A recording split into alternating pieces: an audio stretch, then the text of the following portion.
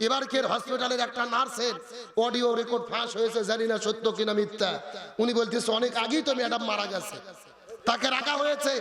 আবার তারিক জিয়া যখন দেশে ফিরলেন, তিনি যা যা করেছে সবকিছু রেকর্ড, টেলিভিশনে খবর প্রচার হয়, ভিডিও দেখানো হয়। কিন্তু উনি যে খালেদা জিয়ার সাথে দেখা করলো, এর কোনো ভিডিও নাই, কোনো ছবিও। মানুষের মনে আরো সন্দেহ ঢুকে গেছে। চায়ের দোকানে, বাজারে, রাস্তাঘাটে একই গল্প। বলতেছে খালেদা জিয়া বেঁচে নাই, রাজনীতিকে স্বার্থ হাসিলের জন্য ওকে বাঁচিয়ে রাখা হয়েছে। কেউ বলতেছে ও অনেক আগেই মারা গেছে, পরবর্তীতে ঘোষণা হবে। খালেদা জিয়াকে মানুষ অন্তর দিয়ে, হৃদয় দিয়ে ভালোবাসে। তার কারণ খালেদা জিয়া শুধু বিএনপির নেত্রী না, বাংলাদেশের 18 কোটি জনগণের নেত্রী। এ সবাই তাকে ভালোবাসে না? আজকে অসুস্থ জামাতের ভাইরা তার জন্য দোয়া করেছে, শিবির দোয়া করেছে, হেফাজত দোয়া করেছে, চরমোনাই দোয়া করেছে। তার মানে খালেদা জিয়া শুধু বিএনপির না, ও দেশের জনগণের নেত্রী। আর আল্লামা সাঈদী শুধু জামাত ইসলামের নেতা না, আল্লামা সাঈদী বাংলাদেশের 18 কোটি জনগণের কলিজার টুকরা। কিছু কিছু লোককে আল্লাহ দলমতের ঊর্ধ্বে উঠে জনগণ ভালোবাসে, তার মধ্যে একটা খালেদা জিয়া, তারপর আল্লামা সাঈদী, শহীদ প্রেসিডেন্ট জিয়াউর রহমান। খালেদা জিয়াকে বলা হয় আপসহীন দেশনেত্রী। কেন তিনি আপসহীন দেশনেত্রী? ইরশাদের বিরুদ্ধে আন্দোলন করতে, বাতিলের কাছে মাথা নত করেনি। হাসিনার বিরুদ্ধে গত 16 বছর আন্দোলন করেছে। তার স্বামীর বাড়ি থেকে গলা ধাক্কা দিয়ে বের করে দেওয়া হয়েছে, তার বাসার চতুর্দিকে বালুর ট্রাক দিয়ে ঘেরাও করে রেখেছে, জেলে বন্দি করেছে, সবকিছু সহ্য করেছে। তাও হাসিনার কাছে মাথা নত করেনি। উনি প্রমাণ করেছে উনি আসলেই আপসহীন দেশনেত্রী। সুতরাং ভালোকে ভালো বলতে হবে। আপনি বিএনপি করতে না পারেন, আমি করতে না পারি, তবে সত্যটা আমাদের স্বীকার করতেই হবে। শহীদ প্রেসিডেন্ট জিয়াউর রহমান সংবিধানে আল্লাহর প্রতি বিশাল আস্থা এবং বিশ্বাস ঢুকিয়েছে, বিসমিল্লাহ ঢুকিয়েছে, ধর্মভিত্তিক রাজনীতির বৈধতা দিয়েছে।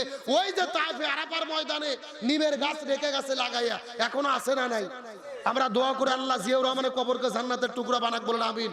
আল্লাহ খালেদা জিয়াকে সুস্থ করুক, বলেন আমিন। হাসিনা পালিয়ে গেল, তার মানে কারণ একটা, হাসিনা ইসলামের বিরোধিতা করেছে, তাকে দেশ ছাড়া করে দিয়েছে কে? সাতক্ষীরার তৌহিদি জনতা গভীর মনোযোগ। কোরআনের পাখি আল্লামা সাঈদী, মতিউর রহমান নিজামী, আব্দুল কাদের মোল্লা, সালাউদ্দিন কাদের শাখা চৌধুরী নিরপরাধ মানুষদেরকে ফাঁসির দড়িতে ঝুলাইয়া হাসিনা হত্যা করেছে। এদের কোন অপরাধ ছিল না। অপরাধ একটা, তারা জমিনের ভেতরে কোরআন বিজয়ের আন্দোলন করেছিল। মিথ্যা মামলায় ফাঁসি দিলে মহান মানুষগুলোরে কত বড় ডাইনি সেজে, মায়া নাই তার অন্তরে। আজও সেই আদালত আছে, ফাঁসির দড়িও আছে। কবে পাবো বুবু তোমার দেখা, অপেক্ষা করছে শুধু ঢাকা। দেশে আগুন লাগাইয়া আলেমদের জ্বালাইয়া পালাইয়া সাইরা গেলে ঢাকা। গণভবনটা এখন সবাই, গণভবনটা এখন, গণভবনটা এখন, গণভবনটা এখন ফাঁকা। আলোচনা কি চলবে? কারা কারা চলবে? দুটো হাত আল্লাহকে তুলে দেখায়। লিল্লাহে তাকবীর। আজকের মাহফিল চলছে, চলবে। সাতক্ষীরার মাহফিল, বেতলার মাহফিল কতক্ষণ চলবে? সারা রাত। কেন এটা কি হুজুর মারামাজ নাকি? আমার ভাইরা সারা রাত নয়। আলোচনা যেহেতু শুরু করেছি, আর মিনিট 30 সময় কি দেওয়া যাবে? এ জোরে বলেন, দেওয়া যাবে?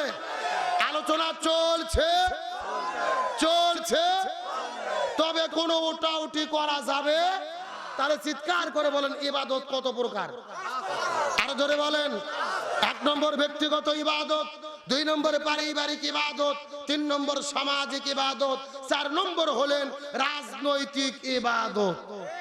কি ইবাদত? এই যে এই ওয়াজ করতে গেলে যত ভেজাল। অনেক মানুষের ধারণা হুজুর রাজনীতির ভেতরে আবার ইবাদত ঢুকলো কেমনে? ইবাদত আলাদা, রাজনীতি আলাদা। এখন আপনাদের চিৎকার করে বলেন কোরআনে রাজনীতি আছে না নাই? গভীর মনোযোগ, ভালো করে বোঝার চেষ্টা করেন। আল্লাহর কোরআন বলেছেন ইন্না আনজালনা ইলাইকাল কিতাবা বিল হাক্কি লিতাহকুমা বাইনান নাস। হে রাসূল, আপনার প্রতি আমি যে কিতাব নাজিল করেছি এই কোরআনের ভেতরে ব্যক্তি জীবন, পরিবার জীবন, সমাজ জীবন, রাজনীতি জীবন, জন্ম থেকে শুরু করে মৃত্যু পর্যন্ত যা কিছু প্রয়োজন লিকুল্লি তিবিয়ানান, আমি সব কিছু কোরআনের মধ্যে দিয়েছি। চিৎকার করে বলেন আল্লাহু আকবার। তাহলে আমি যখন বলবো সব সমস্যার সমাধান, আপনারা বলবেন দিতে পারে আল কোরআন। বললে কি কষ্ট হবে? জোরে বলেন কয়দিন? আরো জোরে বলেন। 17 রমজান সকালবেলা নবীজির রোজা ভেঙে ফেললেন, খেজুর খাইলেন, পানি খাইলেন। সাহাবীদেরকে বলেন তোমরাও রোজা ভেঙে ফেলো। তখন সাহাবীরা বলতেছি ইয়া রাসূলুল্লাহ সাল্লাল্লাহু আলাইহি ওয়াসাল্লাম, এটা আপনি কেমন কথা বললেন? আপনি না 3 দিন আগে ওয়াজ করলেন একটা রোজার এত দাম, ইচ্ছা করে যদি কেউ একটা রোজা ছেড়ে দেয় লাগাতার 60টা রোজা রাখতে হবে, আবার যদি একটা রোজা ছেড়ে দেয় আবার লাগাতার 60টা রোজা রাখতে হবে। আপনি কেন রোজা ছাড়তে বললেন?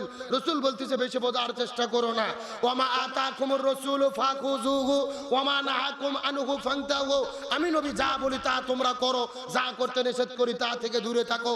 আবু জেহেল মদিনা আক্রমণ করেছে, আর বসে থাকা যাবে না।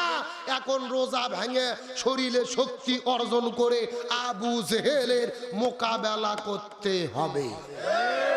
তার মানে বোঝা গেল রোজা রাখা ইবাদত, তবে রোজার চাইতেও দামি ইবাদত হলো এই জমিনের ভেতরে কোরআন বিজয়ের আন্দোলন করা। আমার বন্ধুগণ, মুসলমান ভাইরা গভীর মনোযোগ লক্ষ্য করুন। কোনো দিকে নজর নাই, কোনো দিকে তাকাতাকি নাই। রাত যেহেতু গভীর হয়ে গেছে আর বেশি কোনো ব্যাখ্যা আপনাদের দেব না, তবে ছোট্ট করে দৃষ্টান্ত দেওয়ার পরে সামনের দিকে চলে যেতে চাই।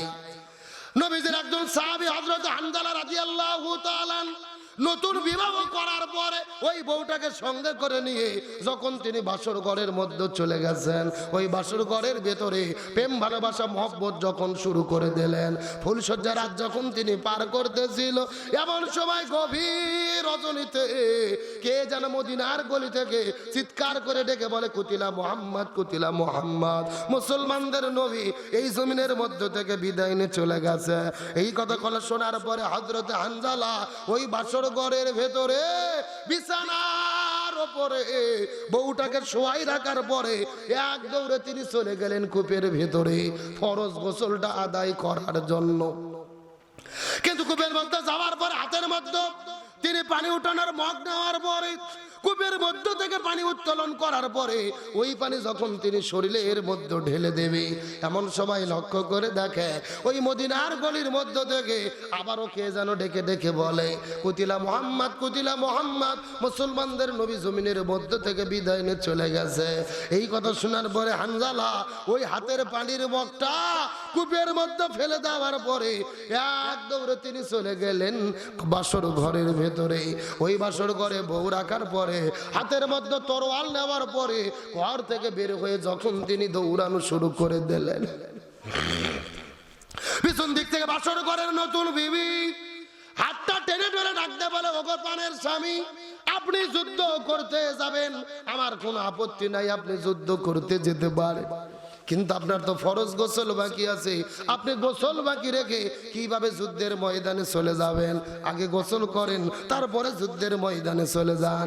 এমন সময় হানজালা ডাকতে বলে বিবি রে, আমি যদি গোসল করা শুরু করি আর মুসলমানদের নবী উদের প্রান্তরে যদি শাহাদাত বরণ করে বিদায় নিয়ে চলে যায় হাসরের ময়দানে, আল্লাহ যদি আমার কাছে জিজ্ঞেস করে বলে হানজালা ওই মুসলমানদের নবী উদের প্রান্তরে শাহাদাত বরণ করে বিদায় নিয়ে চলে গেল, আর তুমি বাসর ঘরের ভেতরে কেমন করে সময় পার করলা, আমি তখন আল্লাহর কাছে কেমন করে জবাব দেব? মুসলমানদের নবী যদি বিদায় নিয়ে চলে যায় আর হাসরের ময়দানে আল্লাহ যদি আমার কাছে জিজ্ঞেস করে বলে হানজালা মুসলমানদের নবী বিদায় নিয়ে চলে গেল, তুমি বাসর ঘরে কেমনে সময় পার করলে, আমি তখন আল্লাহর কাছে কেমন করে জবাব দেব? এই কথা বলে হযরত হানজালা হাতের মধ্যে তরোয়াল নেওয়ার পরে বাড়ি থেকে বের হয়ে তিনি দৌড়ানো শুরু করলেন। দৌড়াইতে দৌড়াইতে তিনি যখন উহুদের প্রান্তরে চলে গেলেন, যার পর লক্ষ্য করে দেখে কাফের আর মুসলমানদের মধ্যে যুদ্ধ শুরু হয়ে গেছে। তিনিও যুদ্ধ করা শুরু করলেন, কাফেরের বিরুদ্ধে লড়াই করলেন, সংগ্রাম করলেন। কিন্তু দুর্ভাগ্যজনক ব্যাপার হলো তার ফরজ গোসলটা বাকি ছিল, তার শরীরটা অপবিত্র ছিল, একদিকে তার ফরজ গোসল বাকি। এই জন্য ফজর নামাজ পড়তে পারলেন না। ফজর নামাজ কাজা হয়ে গেল, জোহর নামাজ কাজা হয়ে গেল, আসর নামাজ কাজা হয়ে গেল। একদিকে ফরজ গোসল বাকি, আর একদিকে 3 ওয়াক্ত ফরজ নামাজ কাজা। যুদ্ধ করতে করতে আসর পরে মাগরিবের আগে লক্ষ্য করে দেখা গেল কোথায় থেকে যেন একটা কাফেরের বাচ্চা আসার পরে পেছন দিক থেকে হানজালার কাঁধের ওপরে তরোয়াল দিয়ে আঘাত করেছে। সঙ্গে সঙ্গে তার দেহ থেকে কাল্লাটা আলাদা হয়ে মাটির মধ্যে পড়ে গেছে।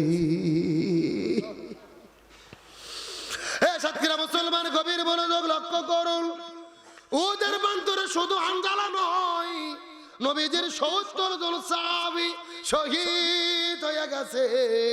আজকেও যারা মক্কা মদিনার ভেতরে হজ আর উমরা করার জন্য যাবেন, মদিনায় গেলে কিন্তু লক্ষ্য করে দেখতে পারবেন উহুদ পাহাড়ের পাদদেশে একই জায়গার ভেতরে 70 জন সাহাবীকে কবরস্থ করে রাখা হয়েছে। এই যে মাহফিলের প্যান্ডেলটা যেই রকম চতুর্দিক দিয়ে ঘেরাও করে রাখা হয়েছে, একই রকম ভাবে উহুদ পাহাড়ের পাদদেশে চতুর্দিক দিয়ে ওয়াল দিয়ে ঘেরাও করে রাখা হয়েছে। 70 জন সাহাবীর ওই জায়গার মধ্যে কবর দেওয়া হয়েছে, পাথরের মধ্যে খোদাই করে করে 70 জন সাহাবীর কিন্তু নাম লেখা রয়েছে।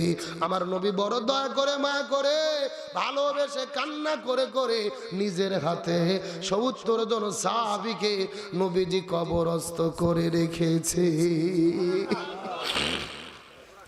সাতক্ষীরা মুসলমান গভীর মনোযোগ বোঝার চেষ্টা করেন। ওই মদিনায় যাওয়ার পরে লক্ষ্য করে দেখতে পারলাম ওই মদিনার ভেতরে হাজার হাজার পাহাড় দেখা যায়, কিন্তু কোনো পাহাড় কিন্তু লাল না। উহুদ পাহাড়কে যত পরিমাণ লাল দেখা যায়, আমি মদিনার মানুষদেরকে জিজ্ঞেস করে বললাম, ভাই এই মদিনার ভেতরে হাজার হাজার পাহাড় দেখা যায়, কোনো পাহাড় তো অতটা লাল না, উহুদ পাহাড়কে কেন এত লাল দেখা যায়? মদিনার মানুষেরা বলে, হুজুর মিথ্যা কথা বলবো না, কসম করে বলি আমরা আমাদের পূর্বপুরুষদের কাছে শুনেছি, কিতাবের মধ্যে পড়েছি, আমার নবী যুদ্ধ করতে করতে উহুদের প্রান্তরে যখন চলে গিয়েছিল, কয়েকজন কাফেরকে বিদায় করার পরে উহুদের প্রান্তরে পেছন দিক থেকে একটা ঘাতক আসার পরে নবীজির মাথার হেলমেটের মধ্যে যখন আঘাত করে দিলেন, নবীজির মাথার হেলমেটটা ভেঙে 2 ভাগ হয়ে গেল। একটা ভাগ হেলমেট নবীজির মুখের ভেতরে যখন ভেঙে ঢুকে পড়েছে, নবীজির যখন একটা দান মোবারক শহীদ হয়ে গেল, নবীজির মুখের মধ্য থেকে ঝরঝর ঝরঝর করে রক্ত পড়া শুরু করেছে। একটা ফোঁটা রক্ত ওই মদিনার জমিনের মধ্যে যখন পড়েছে, ওই পুরো মদিনা থরথর থরথর থরথর থরথর করে কাঁপা শুরু করেছে। একটা ফোঁটা রক্ত যখন মদিনায় উহুদ পাহাড়ের নিচে পড়েছে, পুরো উহুদ পাহাড়টা কাঁপতে কাঁপতে কাঁপতে কাঁপতে ওই সাদা আর কালো থেকে লালচে বর্ণ ধারণ করেছে। লিল্লাহি তাকবীর।